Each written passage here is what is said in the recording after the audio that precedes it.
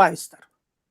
దీని వలన వచ్చినటువంటి సమస్య అక్కడ అయిపోయింది. జగన్ మీద కోపం వచ్చింది. ఇప్పుడు ఆయన తన సత్తా ఏంటో చూపెట్టాలి అనుకుంటున్నారు. జగన్ కి బాబుకి కూడా అందుకోసం పార్టీ పెట్టాలనుకుంటున్నారు.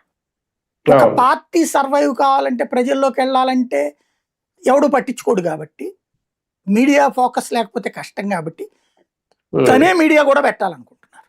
అంటే వాళ్ళ ప్రచారం వాళ్ళేం చేసుకోవాలిగా. అది అంటే ఇప్పుడు రాజకీయ పార్టీలకి కంపల్సరీగా మీడియా లేకపోతే ఏంటో భారతీయ జనతా పార్టీకి తెలుస్తోంది. ఇప్పుడు ఇప్పటికీ వాళ్ళకి తెలుగు వాళ్ళకి బుద్ధి రాలేదు, కానీ జాతీయ స్థాయిలో వచ్చింది వాళ్ళకి. తెలుగు ఛానళ్లలో అయితే, తెలుగు రాష్ట్రాల్లో అయితే బుద్ధి రాలేదు ఇంకా వాళ్ళకి.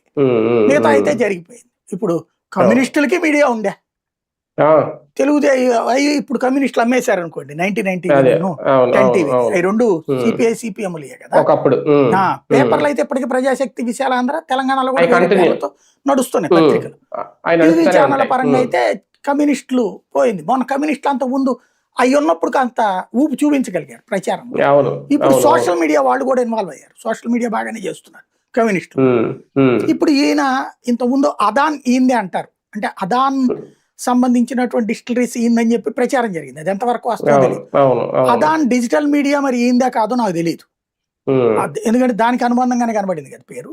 అదాన్ వాస్తవంగా సోషల్ మీడియాలో మంచి ప్లాట్ఫామ్, సక్సెస్ఫుల్ గానే నడిచింది. అది మరి ఏందో కాదో నాకు తెలియదు.